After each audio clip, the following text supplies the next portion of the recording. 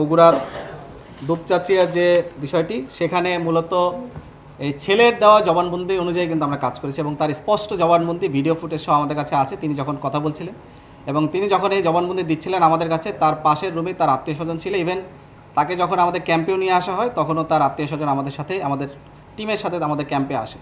এরপরও তদন্তের স্বার্থে তদন্তে বিভিন্নতা থাকতে পারে, তদন্ত বিভিন্নতার মোড় হয়।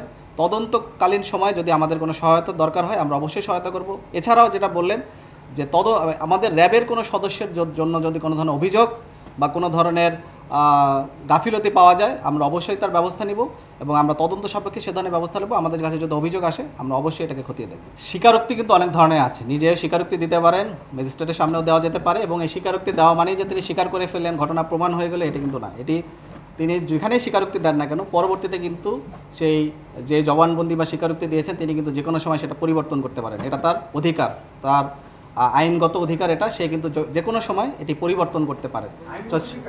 অবশ্যই আইনগত স্বীকারোক্তি আমি যখন দিয়েছি এরপরে যদি আমি এটাকে পরিবর্তন করতে চাই এটা আমার আইনগত অধিকার, আমি যে কোনো সময় এটা পরিবর্তন করতে পারবো। কিছু হোক বা যাই হোক আইনগত, আমরা এখানে আইন নিয়ে এখন করবো না। আমাদের স্টেটমেন্ট আমরা দিই, আইনের অনেক বিজ্ঞ লোক আছেন। আমি যেটা বলতে চাচ্ছি, কেউ যদি কখনো কোনো স্বীকারোক্তি দেয় সে পরবর্তীতে এটাকে পরিমার্জন করতে পারবেন। এটা তার আইনগত অধিকার। সে তখন বলতে পারে আপনার 164-এর যে সিস্টেম এটাও জানবেন, 161-এর যে সিস্টেম এটাও আপনারা জানবেন।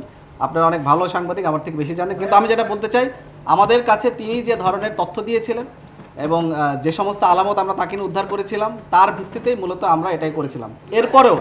এরপরেও আমাদের যদি কোনো গাফিলতি থাকে এটা একটা তদন্তাধীন বিষয়, উভয় সংস্থায় তদন্ত করছে। আমরা পুলিশের সাথে সহায়তা করব। পুলিশ আমাদেরকেও যদি তাদের দরকার হয় আমাদের সাথে যোগাযোগ করতে পারে। কিন্তু তদন্তে যদি আমাদের কোনো গাফিলতি হয় এবং এই গাফিলতিতে যেই এটার দায় হবে তাদের বিরুদ্ধে আমরা ব্যবস্থা নেব।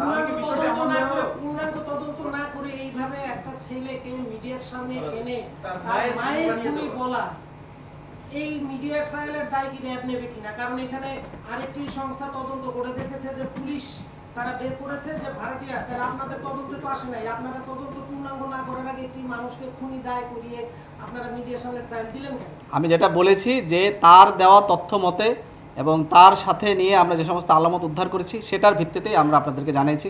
মিডিয়া ব্রিফিংটা কিন্তু মূলত একটা সামাজিক সচেতনতামূলক কাজ, একটা প্রিভেন্টিভ মেজার্সের একটা অংশ হিসেবে নিবারণমূলক যে কাজ, মানুষ যাতে এখান থেকে শিক্ষা নেয় এবং আমাদের যে অপরাধমূলক কার্যক্রম আছে সেখান থেকে আমরা যাতে সচেতন হই, এটাই কিন্তু একটা উদ্দেশ্য।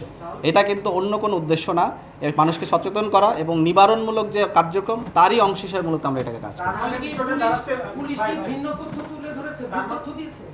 আপনি কখনোই বললেন পুলিশ ভুল তথ্য দিয়েছে। এই তদন্ত এটা এখন যেটা বলা হচ্ছে এটা পূর্ণাঙ্গ তদন্তের পর অন্য কিছু বের হতে পারে। এটা একটা ডাইনামিক্স, একটা বিষয়বস্তু তো পুরোটাই চেঞ্জ হয়ে গেছে। বিষয়বস্তু কিন্তু পুরোটাই চেঞ্জ হয়ে গেছে। আমি আপনাদেরকে স্পষ্ট করে বলতে চাই, র্যাবের এই তদন্তে যদি কোনো গাফিলতি থাকে এবং কোনো ধরনের যদি আমাদের তথ্যগত বা প্রক্রিয়াগত কোনো ধরনের ভুল থাকে এবং এই প্রক্রিয়ার সাথে যদি কেউ দায়ী হয় তার বিরুদ্ধে যথাযথ ব্যবস্থা গ্রহণ করা হবে। এটাই হচ্ছে আমাদের অবস্থা।